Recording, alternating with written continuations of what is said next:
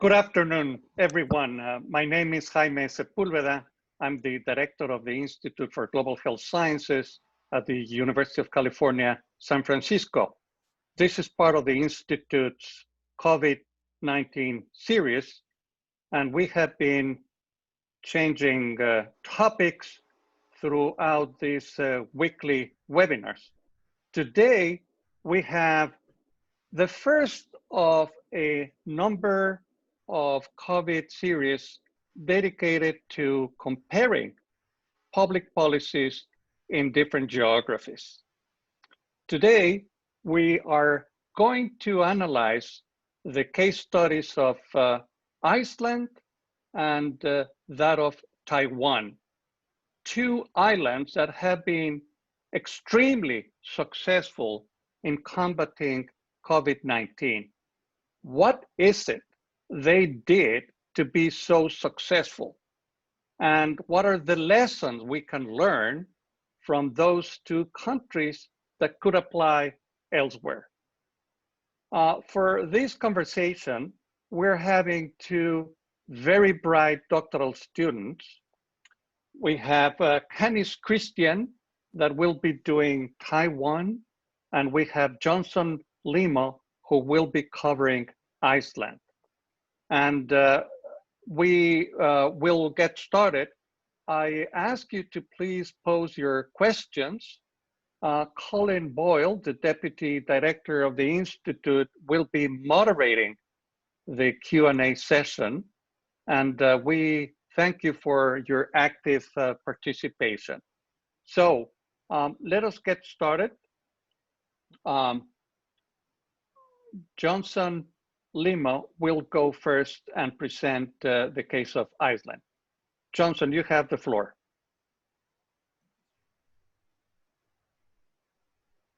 Thank you, and good morning, good afternoon, everyone. I'll start with sharing my screen. Sorry about that.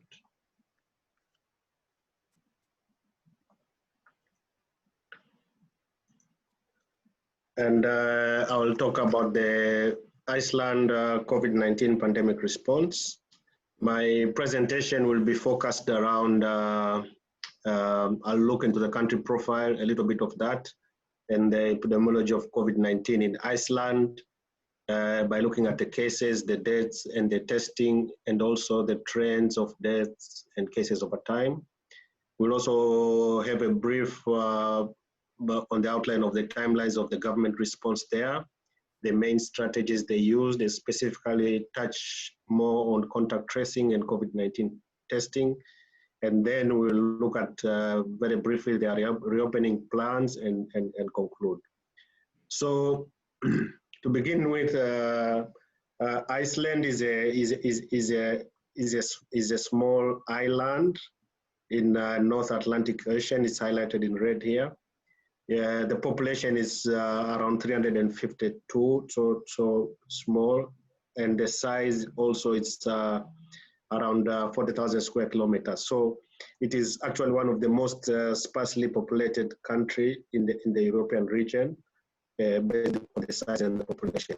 It's in general a high-income country with GNI per capita about $68,000 US. The life expectancy also is fairly high at 82 years, and the total expenditure as a percentage of the GDP is around 8.3%. If you look at the cases, what we focused around were cases from January, June, and this we selected countries that were nearby or neighboring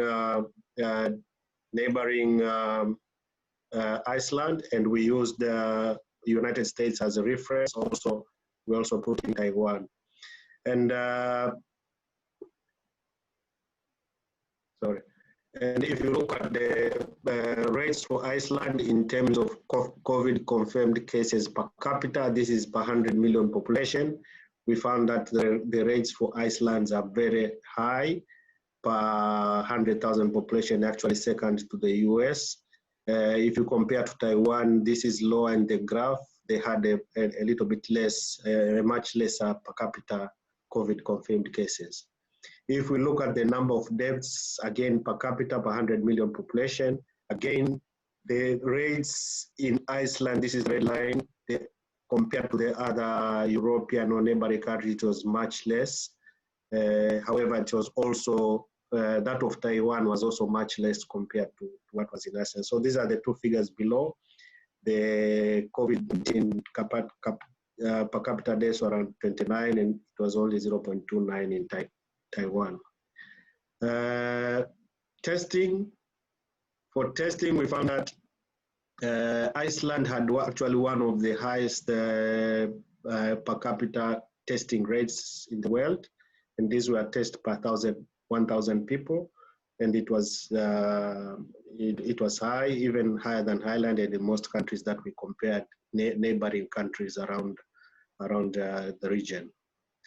Now, if we look at the trends over time for cases and deaths, on top we have the number of cases that occurred from, they had their first cases around February up to now, and we look at deaths. So if we look at the cases, we can find that the epidemic has sort of surpassed the peak, and around the beginning of May, they had already come down with the initial, with the number of cases. And similarly also for the deaths, we see that there is this completion of the epidemic there. So they've sort of passed over the first phase of the epidemic from there.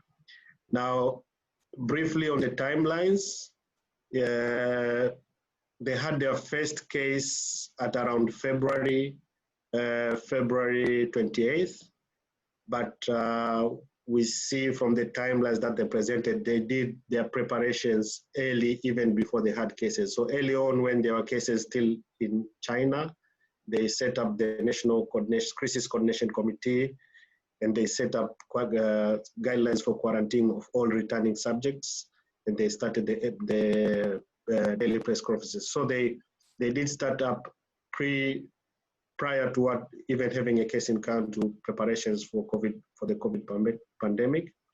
And at around March, they scaled up testing. So this is the time when they moved towards public screening of COVID-19 cases. They didn't do this, they combined the symptomatic and asymptomatic cases for screening. At around late March, they started to limit public gathering. There was a contact tracing app that was up and about around April.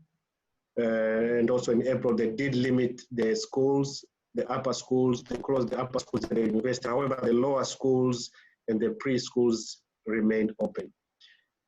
In May, they started to relax early May, they started to relax some of the ban on gathering based on the academic curve, whereby epidemic curve, where we're seeing that they had no new cases and no deaths.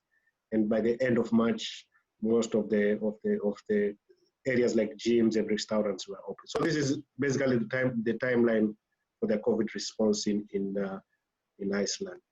And if you look at the main strategies that they focused on, primarily they focused really on about 5 key strategies. One of them was the active communication. They usually did the daily public briefings, public press conferences. And one key area was that they provided 14 days self-quarantine measures for everyone who was returning. So all returning residents were supposed to self-quarantine for 40 days, or people who had contacted with, who were exposed in the sense that they had contacted an infected individual. The other strategy was large-scale screenings that we showed earlier around March. Around March, they scaled up, they ramped up testing to population screening. And they also did some ban on public gatherings and sort of these social measures at population level to limit that spread from that level. They also had a high infection tracing rate. Over 95% of the cases of the positive cases had been traced to the original case that had caused the infection. So their contact investigation component was also very strong and was also a key component of this strategy. And looking briefly in detail into those strategies, if we look at the tracking of the COVID-19 cases, we saw that, as explained earlier, we had this format of returning residents to be self-quarantined for 40 days. And they will identify in the flight manifesto, because it was a small island with only one airport, so all the people that are coming through at that airport were identified by the contact tracing team. They used surveillance cameras to see who contacted who to identify the contacts. And so they had this contact tracing team in place, and it had medical personnel, but it also included detectives who could also assist in the contact tracing and looking at the surveillance cameras. The positive cases were isolated, and the exposed cases, in the meaning that they were at risk to a quarantine. The contact tracing app was used to support the contact tracing activities, and it had about 40% penetration in the population, in a sense that people were supposed to download this app into their phone. It was not mandatory to download it, but people were encouraged. And what the app could do was that it will track the GPS movement in the last 14 days, so that contacts who have come in contact with the case can be identified. So the app was supposed to complement the contact tracing activity, in a sense that it identifies the number of contacts that were contacted with the case. And this is the app that we showed there. It's a mobile phone.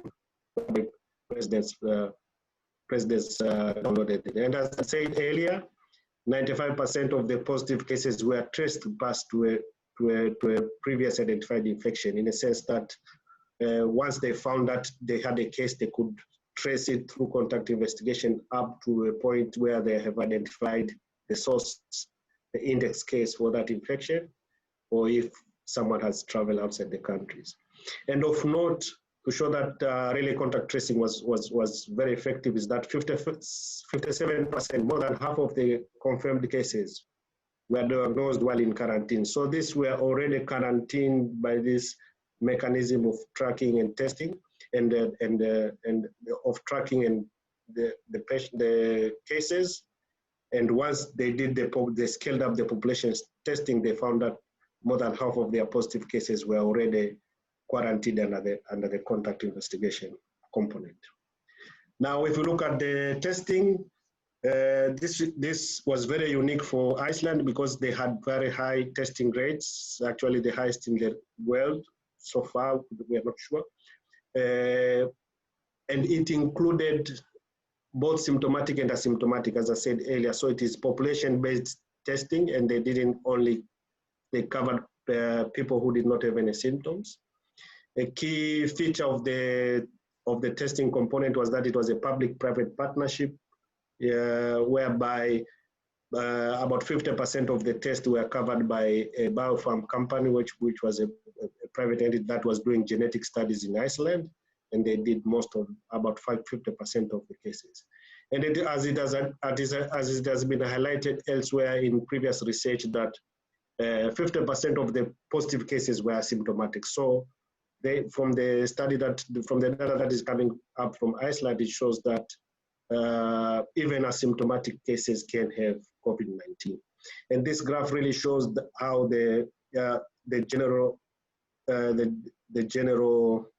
how the population-based testing came out. We found that more females than males were slightly with infection from the testing. However, if you look at the age group, it is generally equally generally distributed in the population, whereby we find all age groups were tested and infections were found among the young and the elderly. But the most affected group was those around 30 to 50 years of age. So the reopening plans. As of May, sorry, as the end of May, actually most of the restrictions were already lifted in Iceland. So public gatherings were allowed. However, they had a limit of They had relaxed it because initially it was less than 20 people. They relaxed it to 50 people. Now they relaxed it to less than 200 people, and they're going to review it. So it's an ongoing review. They might review it by the end of June to see if they need to relax it further. But gym, swimming pool, restaurants were open. The 2 meters distance between individuals was also redefined in a sense that when possible, if you can maintain 2 meters within the restaurant and all, it is good, but it is not actually required. They still continue to quarantine persons who are coming in from outside the country, and foreigners were also not, so the borders were still closed up to June 15th, whereby they are going to test everyone who's coming in at the airport with COVID-19 test. While they are going on with this reopening, other measures are continuing, like the testing, the population-based testing is still continuing. Just continue with the contact tracing, isolation of cases, and quarantine of exposed cases. The hand hygiene guidelines are still continuing, and the daily press briefings and communication to the general public also continue. So this is a picture that was taken recently in June around in Iceland, where people can be seen at a restaurant without maintaining the 2 meters. So they're very close to each other, like normal life. So in conclusion, despite the very high caseload per capita of COVID-19 in Iceland, they were able to control the epidemic. And I think from the slides, 4 key areas that can be summarized as part of their success. One of them was the preparatory planning. So they really had it involved the plans and the teams in place even before they had the first COVID-19 case. They did start the contact tracing and quarantine of exposed cases early on, even before the cases were on. So early on, everyone who was coming in was being quarantined, and they were tracing from the contact. So this activity about contact tracing really started early on when the epidemic was very small.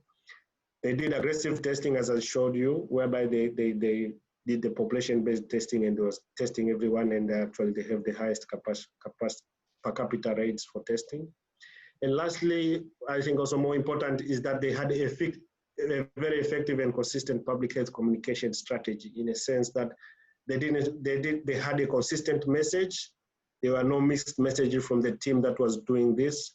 They had very minimum, actually no political interference of someone who was coming in, who was trying to downplaying the epidemic and all that. So they had one message that was coming in from the team of public health experts, and this is actually was followed up by most of the for the population in Iceland.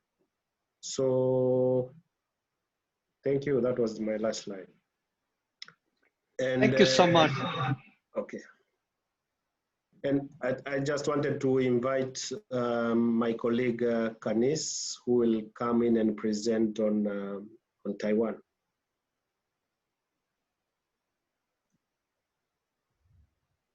Thank you, Johnson. Just share my slides.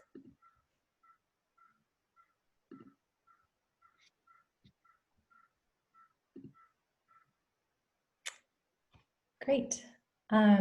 Wonderful. So again, my name is Canice Christian. I'm a PhD student in global health sciences here at UCSF. And today I'm going to be talking about the response to COVID-19 in Taiwan. The outline for my talk today, I'm first going to walk through 3 main components that made Taiwan particularly prepared for the epidemic, and then talk through the COVID-19 policies that were put in place, some of the outcomes associated with COVID-19 in Taiwan, and then end with some plans for reopening before bringing the discussion back to comparisons between Iceland and Taiwan. I have no conflicts of interest. So first, I want to acknowledge the fact that Taiwan is a politically contested state, and for the purposes of this talk, I'll be referring to Taiwan as a country, but acknowledge the fact that it is politically contested. The population of Taiwan is around 24 million people. The GDP per capita is around 25,000 US dollars, which is more than double that of mainland China. The mean age is around 40 years old, 41 years old. The fertility rate is 1.15 births per woman, so well below replacement rates for replacement population. So it is actually an aging population. And the population density is around 650 people per square kilometer, which actually means that it's at one of the top 20 countries in terms of population density.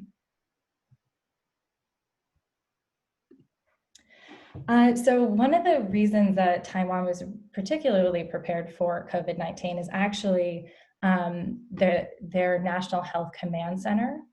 So the NHCC, or their National Health Command Center, was set up after the 2003-2004 SARS epidemic, which Taiwan saw about 350 cases and 37 deaths. And so after SARS, this command center was established. And one of the main components actually is the Central Epidemic Command Center, the CECC.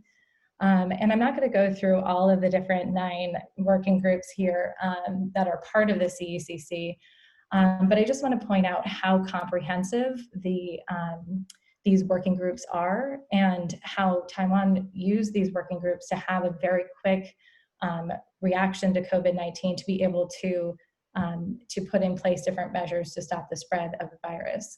And so these working groups include border quarantine, health response groups, public information groups, et cetera. And so Taiwan was able to get this entire working group of the CECC up and running by January 20th, so very early on in the epidemic.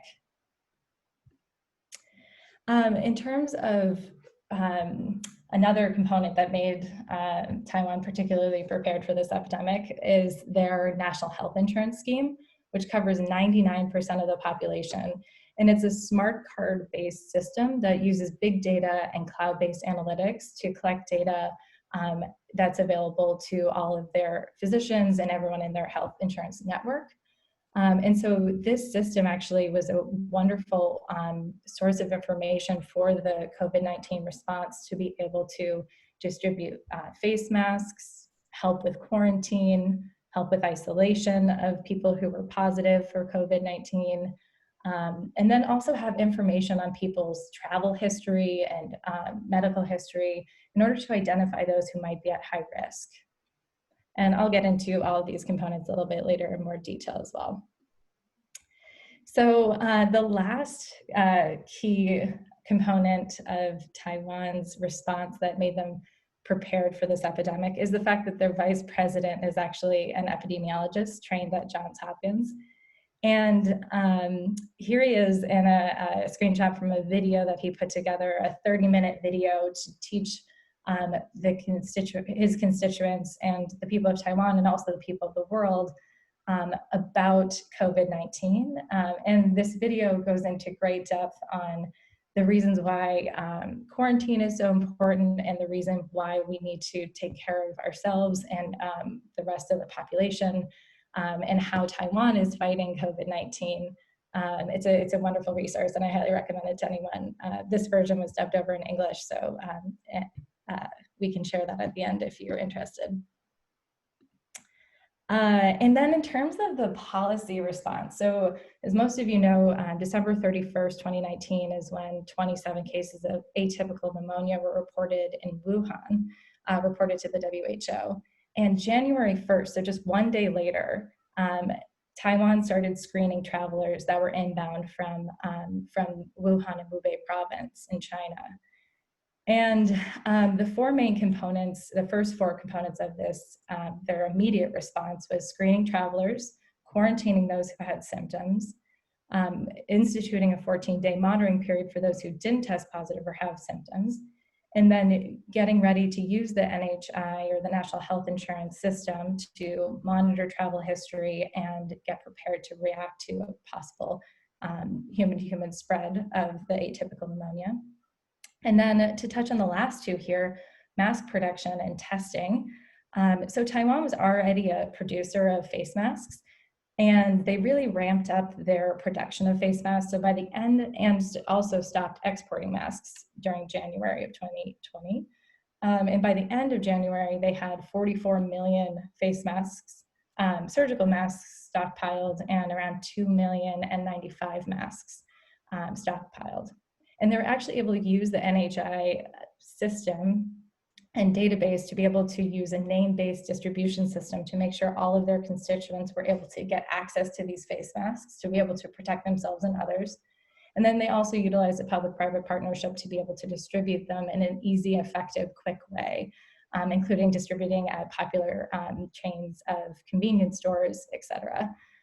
And then in terms of testing, by January 11th, Taiwan laboratories had their first test available, which was a 24-hour test. And by the very next day, so January 12th, they actually had established a 4-hour test. And using public-private partnerships and a network of laboratories in Taiwan, they were able to have the capability of testing around 2,500 samples per day in a very short period of time. So now I'm going to walk through the 4 main components of the Taiwan model that made Taiwan's response so effective. So the first was border quarantine. So as I mentioned on the last slide, starting January 1st, screening for incoming flights from Wuhan and screening passengers. And they also instituted infection control practices, including the use of infrared temperature checkpoints at border quarantines and border quarantine at both airports and seaports. So any inbound boats or inbound planes. And what I found interesting about the infrared temperature checkpoints was that this technology was developed and put in place during the SARS epidemic. And so Taiwan was able to reuse that infrastructure and put those checkpoints in place quite quickly. So they quarantined positive cases and had self-monitoring that was required for all those non-positive cases that were inbound from any destination.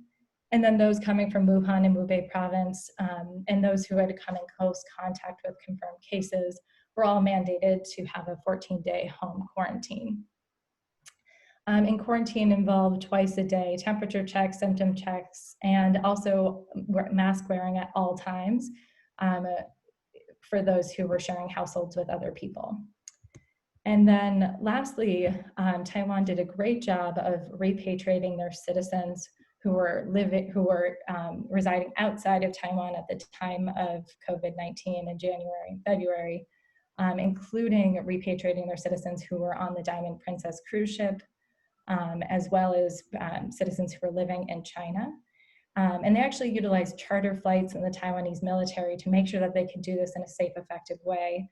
And then also quarantined those who tested positive in government-managed quarantine facilities upon rearrival for 14 days. The next key component is case detection and investigation. So tens of thousands of people were actually placed in quarantine by the Taiwanese government.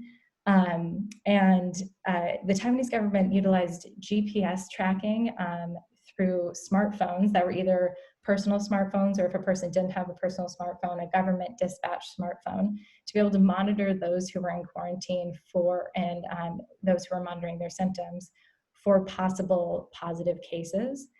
And local governments actually established quarantine care centers to be able to help people adhere to quarantine. So they provided support and counseling, home visits, they provided meals. Funds were actually made available to pay people who were losing wages due to being in quarantine to promote compliance.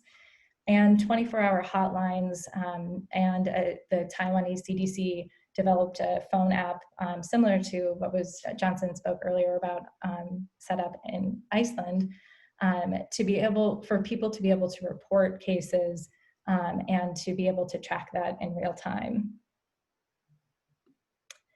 The third component is the National Health Insurance Scheme and the related collaborations, and particularly the data integration systems in Taiwan made their policy such a strong, robust response. So that involved the Taiwanese CDC surveillance data being merged with the National Health Insurance System to allow for the real-time tracking of cases. I also found it really interesting that the National Health Insurance System was able to merge data with the Border and Customs Control documents, where when people came back to Taiwan, their travel history and medical history were recorded on site, and that was able to be merged with the National Health Insurance System, so that if someone was at higher risk, they could be tracked and their physicians would be notified of their risk. And then lastly, this data system allowed Taiwan to identify clusters of cases and identify those who might be at high risk due to contacts or due to other risk factors such as travel history or medical history. And then lastly, following the SARS epidemic in the early 2000s, mask wearing in Taiwan became super popular. So during flu season and during, if people had seasonal allergies or were feeling unwell, it became a social norm for people to wear face masks as a courtesy to others. And so mask wearing became, and the ramp up of mask wearing for after the government instituted those rules in Taiwan, the population quickly started all wearing masks in public, and also because the National Health Insurance System made masks available for everyone, not only was mask wearing a social norm, but also the masks were available for everyone to be able to wear. So in terms of outcomes, Taiwan only saw around 442 cases and 7 deaths. And the last peak in cases was, I think, 22 cases were reported on April 19th. And since then, there have been either 1 or no cases reported in Taiwan. So they've done a phenomenal job in keeping both the case numbers low and the deaths low from COVID-19. And then Taiwan never had to actually shut down their country. Schools remained open, save for a 10-day extended winter break. Businesses remained open, and people were really, able to go around life as normal with some added precautions, as you can see here in this photo, the plastic barriers between children to help stop the spread if there was a case in a school. And so there was also great country pride for Taiwan's ability to keep the case number very low. So this is a photo of a hotel in Taipei celebrating the fact that Taiwan hadn't seen any new cases in 2 consecutive days. And that was from the end of April. And so switching gears to thinking about plans for reopening. So because Taiwan didn't shut down their country, the only reopening is really due to reopening for travel. And so there were restrictions put on the Taiwanese population for local travel, as well as all international travel was stopped, I believe, by March 19th. So there was no, the only people who were allowed into the country from a foreign country was just Taiwanese citizens after March 19th. And so reopening the country pretty much just involves changing of travel plans. So from this first stage is May to July, Taiwan is planning on allowing for eating on trains and for the purchase of standing room only tickets and trains. From July to October, they're going to ease restrictions on mask wearing and temperature checks, and also provide tourism subsidies for local travel. And then starting October 1st, Taiwan is opening up for international tourism again. And then also, as a small anecdote, baseball attendance was actually instituted starting at the beginning of May. They're allowing 1,000 fans to attend all the baseball games, and they were able to continue with their baseball season, which is also a point of pride in Taiwan.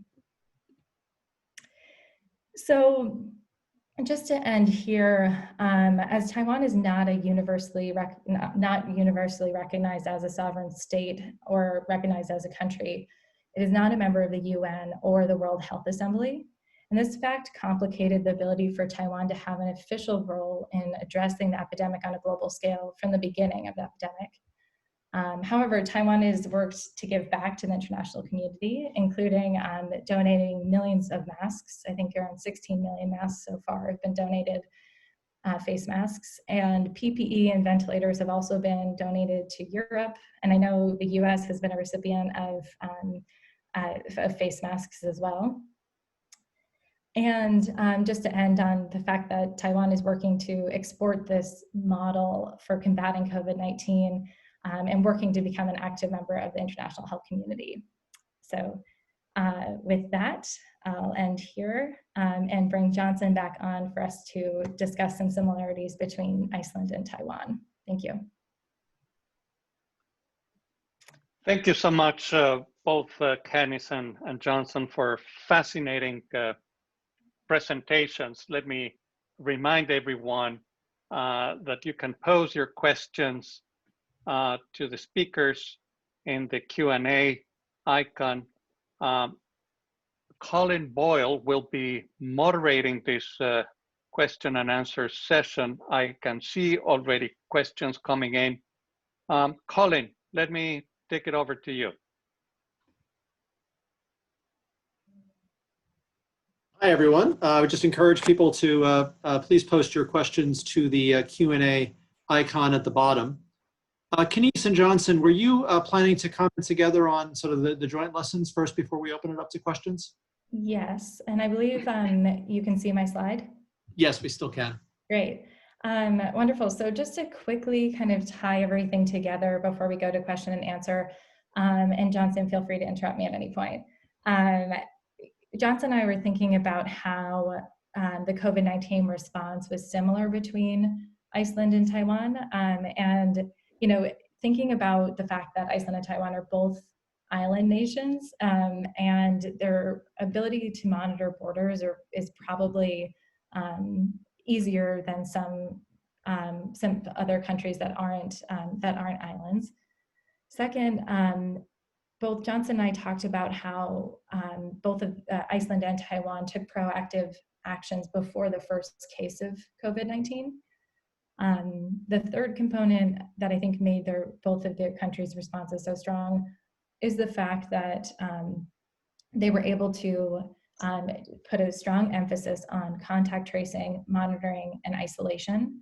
And then lastly, the ability to test and screen was something that both countries took very seriously and ramped up very quickly. And I think that all those components combined made for these responses in both countries to be different, but also to be very robust and strong. Johnson, do you have anything else to add there? Yes, I think what really came out strongly was the contact tracing component was strong in both islands, and I think mainly because of the geographical setup of our island it's easy to control. First, they are small, so the number, so you can have the contact tracing teams, maybe 50 teams are enough to do it. And the fact that the population is confined, it's easy to trace and limit community transmission. And actually, when we look at the testing data from Iceland, actually more than half of the positive cases were already in quarantine. So it was that contact tracing was very effective in these two setups that we see. Even the testing part of it was just found out that contact tracing was highly effective. Great. Thank you. And shall we turn it over to Colin for question and answer? Yes. Yeah, thank you both. Great presentations, and I think we all learned a lot. While people add questions to the Q&A box, I have a few questions for you guys based on your presentation. Obviously, islands are different. You've noted that, and the ability to do quarantines locally in a very controlled way, both from a travel standpoint and, Johnson, to your point, internally within the country, is unique to island nations. And many island nations have had similar success. New Zealand earlier this week eliminated locally and to much acclaim. So I think there's a tendency to say, all right, well, island nations are different and there's a limit to what we can learn about them. In the case of the US, But there are a number of other factors that kind of come into play here, whether it be the strong government leadership, the social cohesion that supported the policies, the active and early testing and widespread use of the technology, the public-private partnerships. I'm just wondering if you guys would mind speculating a little bit on what lessons from these two countries might really be lessons that the US could deploy in the future, maybe not right now when we're dealing with it, but before a second wave comes back, if we're able to further bend the curve over the coming weeks or get a little bit of a let up based on weather or other factors. Any thoughts on what policy lessons a non-island nation might learn most from their experience? Yeah, yeah, I can go first. I think, especially for the US, what can be learned of is as part of the reopening plan, when we have already passed over these mitigation phases, where we are going to have the resurgence in small spots here and there. The contact tracing component actually is, as what we are seeing from the data, is actually very useful. And even they used, for example, in Iceland, they used the app, but it was only about 40% penetrance. So not everyone was on the app. And actually from the reports that was coming up, because it was still new, the actual physical contact tracing was actually what was acknowledged as being most effective even than the mHealth one. So I think it's really, as part of the reopening, to invest in these small outbreaks that are coming up, cases here and there, to have a very effective contact investigation team that can go and identify the positive cases and trace in the community and quarantine the remaining part of the population. I think that is the major takeaway from that. The testing also from Iceland, we can see it was also very critical in knowing where the epidemic is. And those are the two parts that were really taken as a key messages from the success of Iceland, was the contact investigation and the testing. And all of these can be adapted in our setting, in the US setting. Canice, anything to add? Sorry. Yeah, I don't know. I definitely agree with Johnson. I think contact tracing is super powerful, a powerful tool in combating COVID-19. I would love, in a perfect world, to have a super strong integrated data system to be able to combat something like this in the future. I think that there's, having that centralized data system in Taiwan made the ability to respond, I think, more powerful, in being able to track and have all the data in one place, to track people who are at high risk and travel history and all that, I think was super important. And I also think the supporting people in quarantine and how that was put on to different local civil centers in Taiwan, I think really helped people who did have to go into quarantine for 2 weeks to do so. And so setting up systems in place to help people quarantine more effectively in the United States in the coming months, I think could have a huge impact, because some people can't stay at home and don't have the social support to help them stay at home. And so I think ramping up those types of support systems could be super powerful as well. Great, thank you for those comments, very helpful. So if you're going to do those actions, you depend very heavily on testing, right? So widespread testing was a hallmark of both countries' responses, and early. And I think we've seen lots of questions around testing accuracy, false positives, and tests get better with time and experience and with new tests. But one of the striking features of Johnson's presentation, at least, was the notion that 50% of the cases were asymptomatic. Earlier this week and today, WHO is actively walking back some comments it made yesterday around asymptomatic transmission being very rare. And so I'm just wondering if you have any perspectives on the conclusions one can draw from the Icelandic experience around 50% of the cases being asymptomatic, and what countries might do differently. Can they trust that, or is there, are there different policy responses in light of that you would advocate for?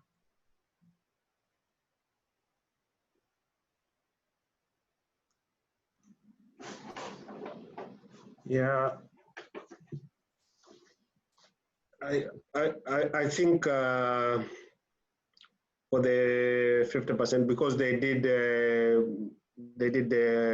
asymptomatic, so it was a population-based testing where everyone was coming in. From the initial results that are coming from Iceland, they say the major disadvantage was that it was not everyone got the test, so they still need to self-refer themselves for the population-based testing. And there could be some bias there whereby individuals who already maybe had some contacts and they were coming up more. There was so in a later part of generation of the data, they will be looking at more a generalizable population-based testing, that where they could randomly select people in the population and test them, and they can see where they're coming from. So the interpretations from these initial results should be interpreted with caution, in the sense that there could be some bias in cases that who self-referred, maybe they had some contact or some symptoms. So it's really biased in that way, to be conclusive or to make any reference from that at policy level.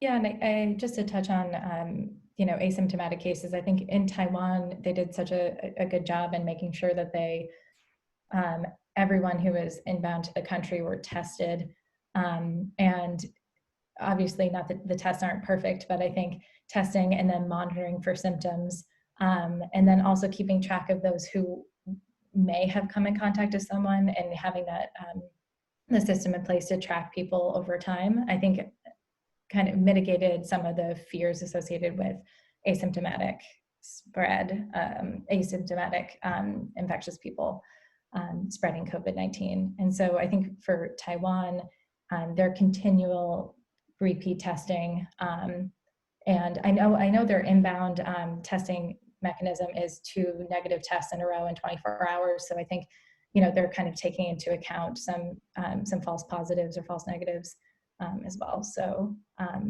yeah, that's my only comment. Thank you. You're on mute. Thank you. I should be better at this by now.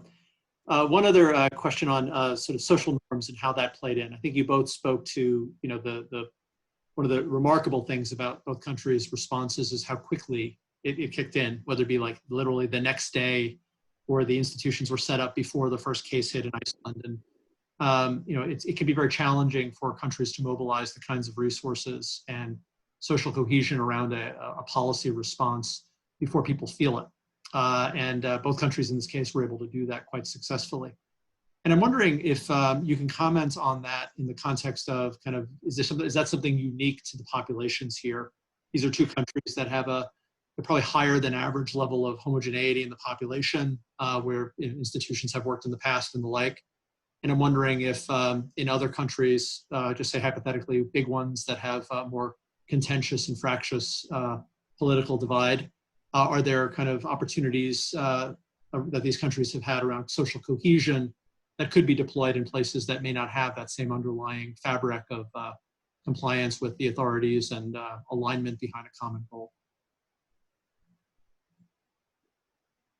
I think one thing I can say for sure is one of the components of the Central Epidemic Command Center in Taiwan was actually to make sure that the population was well informed about COVID as information became available. And I think making sure that everyone, the 30-minute video screenshot that I showed earlier, it's a really digestible way to understand for the layperson what COVID-19 is and how it spreads. And I think that there's a lot of misinformation and fear associated with COVID-19 in other countries that it's difficult to explain to someone who might not understand the mechanisms of an infectious disease such as this, especially when so many people are asymptomatic and things are unseen. And so I think having that component could have been really powerful in any nation to make sure that there's the information is readily available in a way that people can easily understand. Yes, and I think to add on that, for example, the Icelandic population was very homogeneous. Everyone knew everyone, and it was talked a lot in the literature that there was a trust for the public system or the government. So everything that was government related was trusted by the people. That's why even the mobile app was easy to push, and there were concerns about the personal data, but the inhabitants, the population accepted the app because they trusted the government. I think that could be a little bit challenging in large political countries whereby everyone is divided. So thereby they were united. They were united in their approach. They were united in the strategies that were provided by the government because they had a lot of faith in it, and that was also important in success.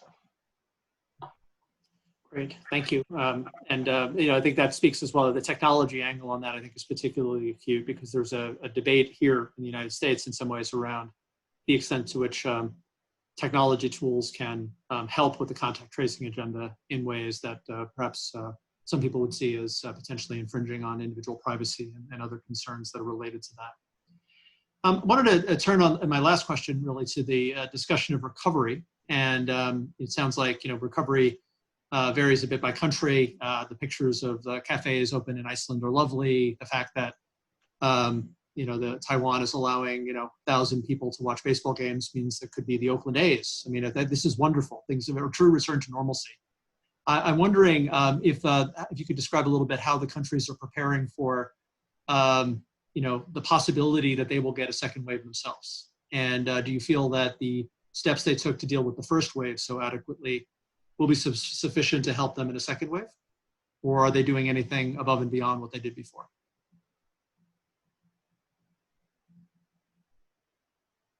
Yeah, I can go first. So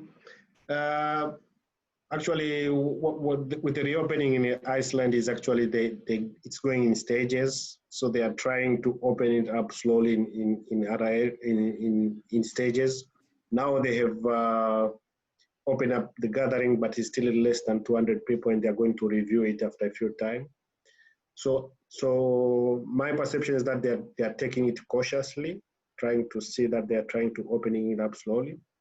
But the advantage is that they already have the infrastructure for contact investigation, contact tracing in place, for laboratory testing in place, and they really stress that this will continue.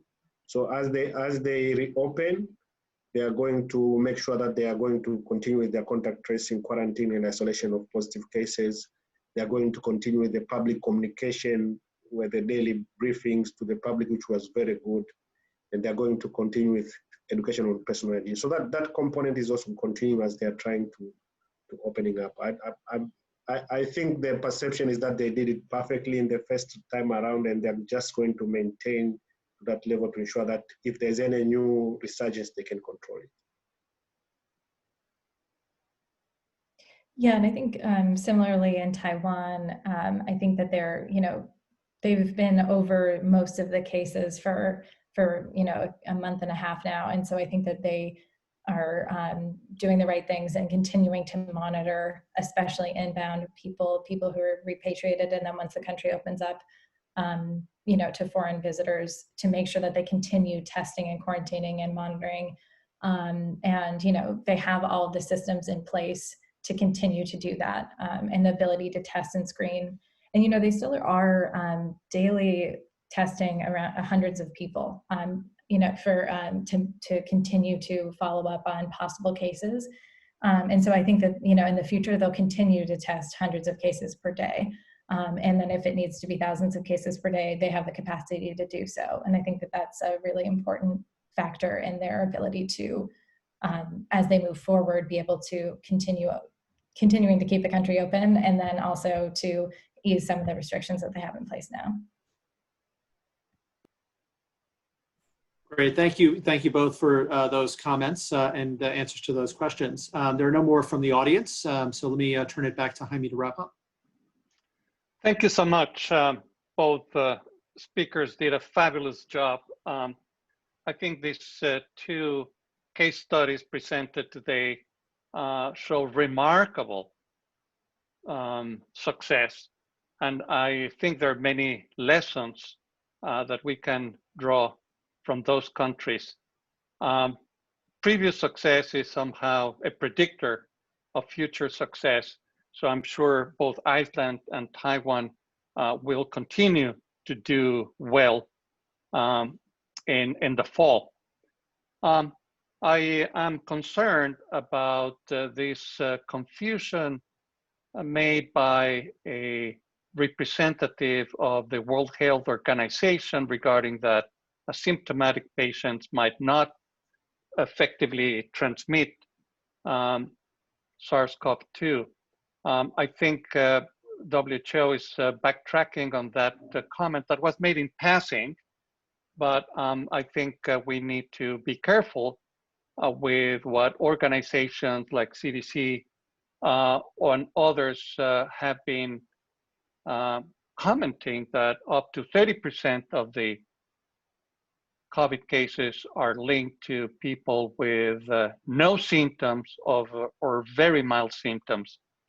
So my hope is that WHO will clarify that confusing remark in a better way.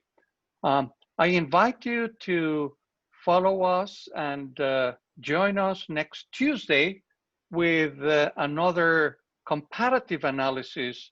Other geographies will be examined by experts in the coming weeks. And thank you so much, everyone, for joining us. I wish you a very good day and see you next week. Thank you all. Bye-bye.